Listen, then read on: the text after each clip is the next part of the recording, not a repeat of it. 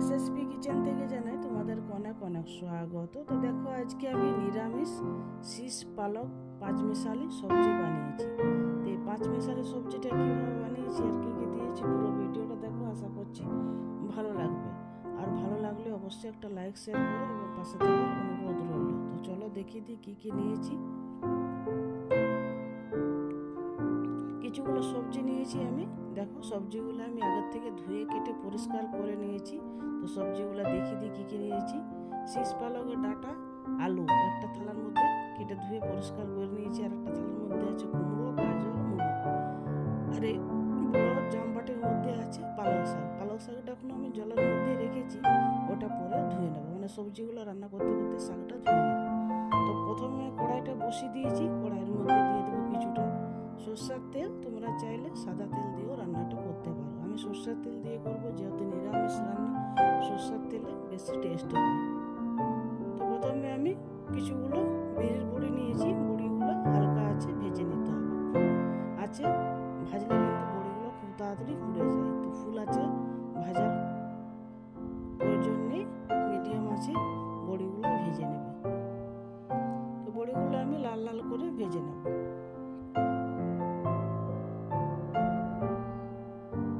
বড়িগুলো আমার ভাজা হয়ে গেছে, এবার একটা বাটির মধ্যে তুলে নেব।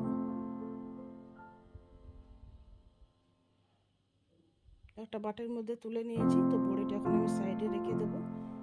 আর ওই তেলের মধ্যে দিয়ে দিলাম শুকনো লঙ্কা, আর একটুখানি সরষের তেল দিয়ে দিলাম, যেহেতু বড়িটা ভাজাতে অনেকটা তেল টেনে নিয়েছে। তো দিয়ে দিলাম আমি কেটে রাখা আলু। প্রথমে আলুগুলোকে হালকা লাল লাল করে ভেজে নেব, তারপরে এক এক করে সব সবজিগুলোই দেব। আলুগুলো কিন্তু আমার অনেকটাই ভাজা হয়ে গেছে, দেখছো লাল লাল হয়ে গেছে। এবার দিয়ে দিলাম কেটে রাখা গাজর। গাজরগুলো হালকা লাল লাল করে ভেজে নেব।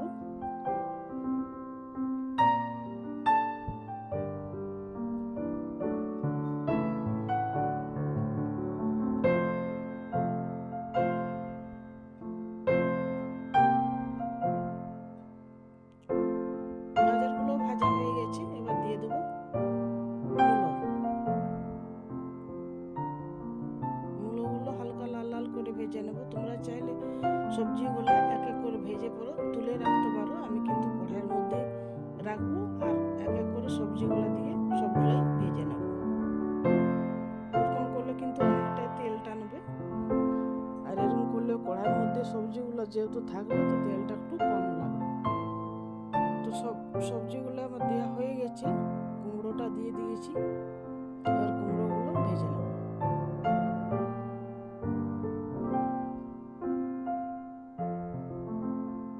সবজিগুলো এরকম করে ভাজতে ভাজতে দেখবে ভাজা সিদ্ধ দুটোই হয়ে গেছে। একটা আলু তুলে দেখিয়ে দিচ্ছি আমি, দেখো আলুটা কিন্তু সিদ্ধ হয়ে গেছে। প্রথমে যেহেতু আমি আলুটা ভেজেছি, তো আলুটা আমার সিদ্ধ হয়ে গেছে।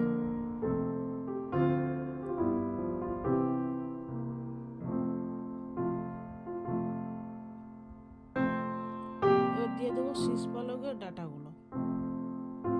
ডাঁটাগুলো দিয়েও কিছুক্ষণ নাড়াচাড়া করতে হবে। এই সবজির মধ্যে কিন্তু আমি এক ফোঁটা জল ব্যবহার করব না।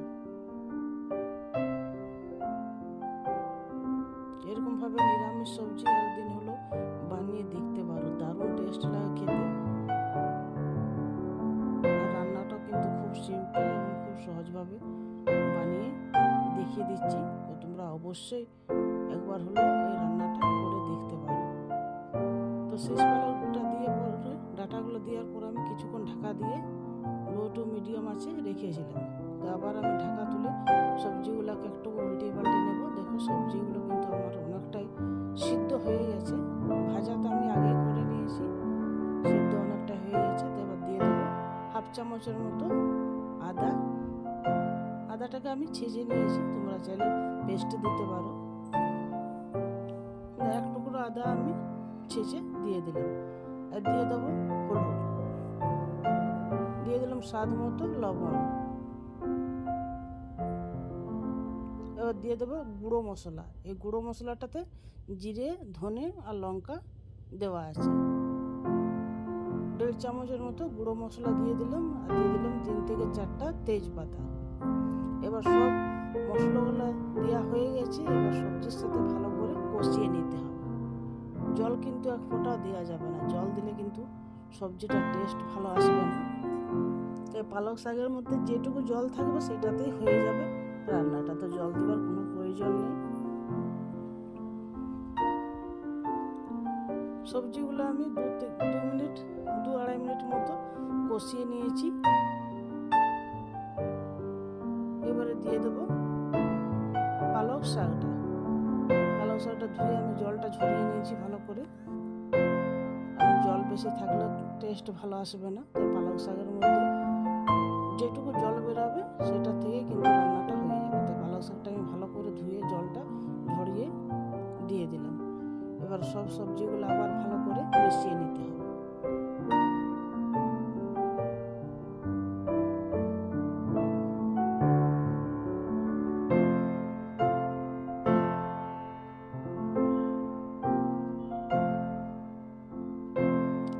সবগুলো মিশানো হয়ে গেছে, এবার দিয়ে দিলাম একটা বড় সাইজের টমেটো।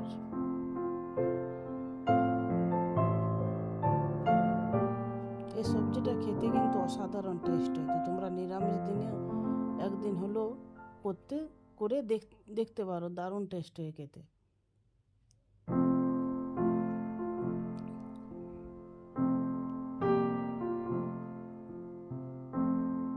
ঢাকা দিয়ে আরো কিছুক্ষণ রেখে দিয়েছিলাম, কিছুক্ষণ পরে সবজিগুলো কিন্তু খুব সুন্দরভাবে সিদ্ধ হয়ে গেছে। এবার হালকা করে নিয়ে মশলা আর একটু দেবো, 2টো কাঁচা লঙ্কা কেটে দিয়ে দিলাম। দিয়ে দেবো ভেজে রাখা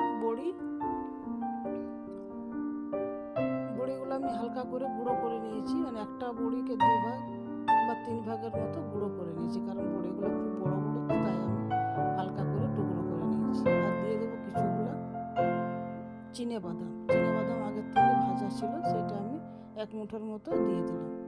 আর দিয়ে দিলাম মিট মশলা, দিয়ে দিলাম কুচানো ধনেপাতা। সবগুলো দিয়ে ভালো করে আবার মিশিয়ে নিতে হবে।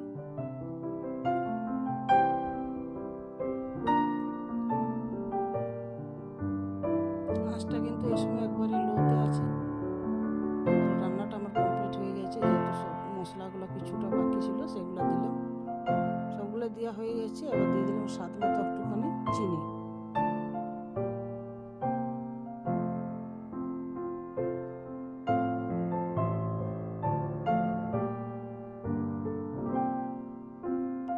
সবজিগুলো আমার